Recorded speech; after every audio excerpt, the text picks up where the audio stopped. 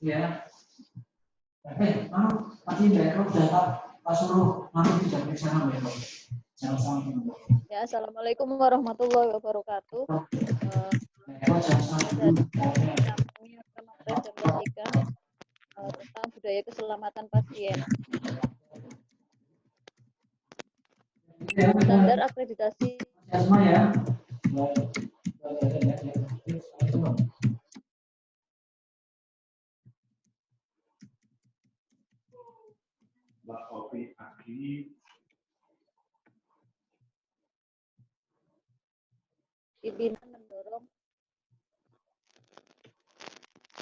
Pimpinan mendorong staf klinis pemberi asuhan bekerja sama dalam tim yang efektif dalam mendukung proses kolaborasi interprofesional dalam asuhan berfokus pada pasien. Hal-hal penting yang menuju budaya keselamatan menurut SNARS yaitu sebagai berikut. 1. Staf rumah sakit mengetahui bahwa kegiatan operasional rumah sakit beresiko tinggi dan bertekad untuk melaksanakan tugas dengan konsisten serta aman. Regulasi serta lingkungan kerja mendorong staf tidak takut untuk mendapatkan hukuman bila membuat laporan tentang KID dan KNC. Direktur rumah sakit mendorong tim keselamatan pasien melaporkan insiden keselamatan pasien ke tingkat nasional sesuai dengan peraturan perundang-undangan. Yang keempat adalah mendorong kolaborasi antar staf klinis dengan pimpinan untuk mencari penyelesaian masalah keselamatan pasien. Next. Dimensi budaya keselamatan pasien menurut Hospital Survey on Patient Safety Culture, komponen-komponen sebagai indikator dari masing-masing dimensi budaya keselamatan pasien yaitu 1. Budaya keterbukaan atau open culture, persepsi staf mengenai keselamatan pasien, keterbukaan komunikasi, kerjasama tim dalam unit, dan kerjasama tim antar unit. Yang kedua adalah budaya pelaporan atau reporting culture, terdiri dari pelaporan insiden keselamatan pasien, dan perpindahan dan transisi pasien atau handover. Next. Yang ketiga adalah budaya keadilan atau just culture, terdiri dari respon tidak menyalahkan terhadap kesalahan, umpan balik dan komunikasi mengenai kesalahan dan staffing. Yang kelima adalah budaya belajar atau learning culture.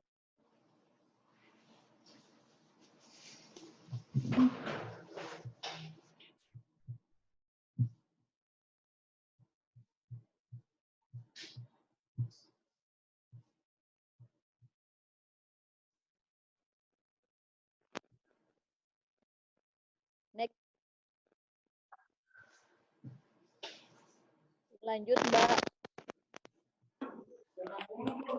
Baik, terima kasih. Keterlibatan pasien. Keterlibatan pasien, istilah keterlibatan pasien masyarakat.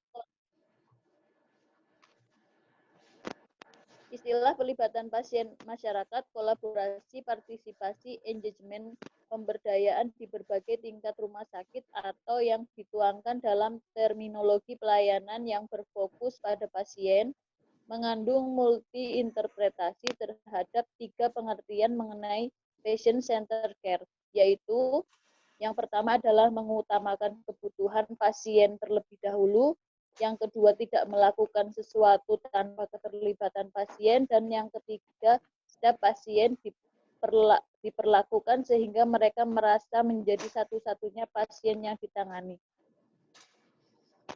Monggo Mbak dilanjut Mbak. Untuk dimensi pelayanan yang berfokus pada pasien yang dikembangkan oleh Picker Institute berdasarkan aspek-aspek pelayanan yang dianggap penting oleh pasien masyarakat, yaitu menghargai nilai-nilai preferensi dan kebutuhan pasien, koordinasi dan integrasi pelayanan, informasi, komunikasi dan edukasi, kenyamanan fisik, dukungan emosional, dan mengurangi rasa takut dan cemas, pelibatan keluarga dan teman, serta transisi dan kontinuitas pelayanan. Akan dilanjutkan oleh Mbak Nia. Monggo Mbak Nia. Terima kasih. Saya lanjutkan. Berbagai faktor dapat menjadi penyebab lemahnya implementasi patient-centered care di rumah sakit. Selain itu, dari pihak manajemen rumah sakit, tidak sedikit mitos-mitos yang terkait dengan patient-centered care, antara lain tidak terlalu mahal, banyak memakan waktu, bagus tetapi tidak penting, itu kan pekerjaan utama perawat. Perlu tambahan staf untuk menerapkannya. Itu dapat diterapkan di rumah sakit kecil. Hal ini membahayakan upaya pengendalian infeksi. Kita harus memulai dengan membangun ruang khusus. Membiarkan pasien membaca rekam mediknya berarti melanggar undang-undang yang terkait. Kemudian pasien tidak mengeluh, jadi pasti mereka telah terpenuhi kebutuhannya. Penting untuk organisasi tetapi tidak bagi staf. Penting untuk keputusan terlalu tetapi tidak untuk lainnya. Perubahan yang dihasilkan sangat sedikit. Khawatir akan masa depan organisasinya. Rumah sakit ini pakai model lain, tidak pakai itu. Rumah sakit ini sudah mendapat quality hours akreditasi sertifikat ISO. Jadi sudah pasti patient center. Next. Untuk memberikan ilustrasi strategi dan praktek internasional yang dapat mendorong pengembangan kegiatan yang dilibatkan pasien masyarakat di berbagai tingkatan tersebut akan digunakan konsep rantai upaya peningkatan mutu oleh Berwick. Aplikasinya konsep rantai upaya peningkatan mutu Berwick dalam konteks kemitraan pasien masyarakat adalah sebagai berikut. Yang pertama, pada tingkat pengalaman pasien masyarakat, pelayanan kesehatan diberikan dengan cara yang menghargai pasien, menjamin saling tukar-menukar informasi selama proses pelayanan, dan mendorong partisipasi pasien dan keluarga.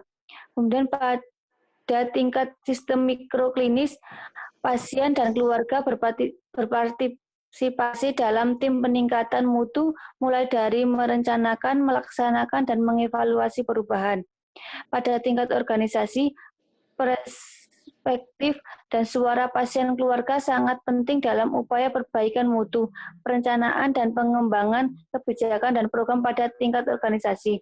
Pada tingkat lingkungan, perspektif pasien dan keluarga dikomunikasikan kepada pemerintah. Next. Efek keterlibatan pasien. Partisipasi adalah suatu keterlibatan mental dan emosi seseorang kepada pencapaian tujuan. Penelitian yang dilakukan di Australia oleh Kapoyer menyebutkan bahwa keluarga itu berpartisipasi dalam pelayanan keperawatan menunjukkan tingkat kepuasan yang tinggi. Karena itu, di rumah sakit harus ada sistem dan mekanisme mendidik pasien dan keluarganya tentang kewajiban dan tanggung jawab pasien dalam asuhan pasien, dalam pengelolaan suatu kegiatan secara aktif dengan penuh tanggung jawab. Dengan hal tersebut diharapkan pasien dan keluarga dapat satu memberikan informasi yang tepat, benar, jelas, lengkap, dan jujur. 2. Mengetahui kewajiban dan tanggung jawab pasien dan keluarga. Mengajukan pertanyaan-pertanyaan untuk hal yang tidak dimengerti. Memahami dan menerima konsekuensi pelayanan kesehatan. Memenuhi instruksi dan menghormati peraturan rumah sakit. Kemudian memperlihatkan sikap menghormati dan tenggang rasa. Memenuhi kewajiban finansial yang disepakati. Kemudian akan dilanjutkan oleh Rani. Baik, selanjutnya saya akan melanjutkan untuk kasusnya. Ini untuk kasusnya, di rumah sakit terdapat masalah dokter yang salah mendiagnosis penyakit yang dialami oleh pasien. Sebelumnya, pasien menerima informasi diagnosa bahwa dia mengalami hernia. Akan tetapi, karena telah dioperasi dokter mengalihkan operasi yang awalnya hernia menjadi operasi ke bagian usus yang diduga terjadi pembusukan. Kemudian, Pasien maupun keluarga tidak mengetahui hal tersebut karena dokter mengambil keputusan secara sepihak tanpa meminta persetujuan pasien atau keluarga pasien. Setelah dipulangkan, pasien tetap mengeluh sakit dan operasi yang dilakukan karena pembusukan usus masih tersisa di tubuhnya. Pihak keluarga mengaku kecewa karena dokter mengambil keputusan secara sepihak tanpa meminta persetujuan saat mengalihkan operasi tersebut. Keluarga ataupun pasien dalam hal ini dokter tidak melakukan apa yang dijanjikannya sebagaimana yang diperjanjikan dan melakukan sesuatu yang menurut perjanjian tidak boleh dilakukan. Next. Saat operasi, pasien telah siap dengan apa yang akan dilakukan pembedahan oleh dokter. Secara jelas bahwa dalam persetujuan tindakan medis tertera bahwa penyakit yang dialami pasien adalah hernia. Pada saat melakukan operasi, dokter melakukan pembedahan di bagian usus. Dokter memiliki alasan bahwa hal ini bukan kekeliruan dokter karena sejak awal usus pasien tersebut telah rusak. Hal tersebut menjadi masalah dalam tindakan dokter yang salah melakukan diagnosis dan dapat digugat secara hukum perdata. Saat bermusyawarah di rumah sakit, pihak keluarga tersebut mengaku menggunakan jenis pelayanan umum untuk menyembuhkan penyakit yang diderita pasien tersebut. Pihak keluarga berpendapat bahwa apabila menggunakan jenis pelayanan umum, maka pihak rumah sakit akan mengutamakan pelayanan yang dilakukan oleh dokter. Saat menemui kepala instalasi humas dan beberapa dokter yang membedah pasien tersebut, saat itu pasien mengatakan, padahal diagnosis dokter hanya sakit hernia, tetapi mengapa operasi sampai ke ususnya? Dan dokter beralasan bahwa usus pasien telah busuk atau rusak sebelumnya. Dan hal ini bukan kekeliruan dokter. Next.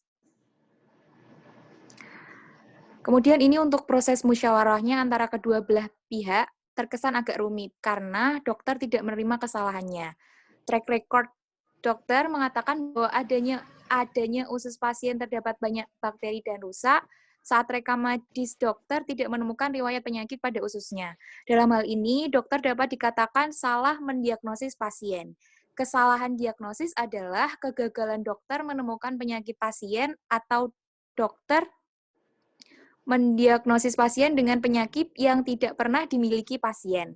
Perawatan standar yang dilakukan dalam menegakkan diagnosis adalah keterampilan, pengetahuan, dan perawatan yang digunakan oleh dokter. Sampai akhirnya pihak rumah sakit menanggapi kritik dan permintaan pasien agar datang kembali untuk melakukan tindakan selanjutnya dalam penyembuhan pasien. Dari kasus di atas, dapat dilihat bahwa ada kesalahan dalam melakukan diagnosa, terlebih lagi tidak memberikan informasi yang jelas mengenai kondisi pasien kepada keluarga serta dalam memutuskan tindakan dilakukan dokter secara sepihak.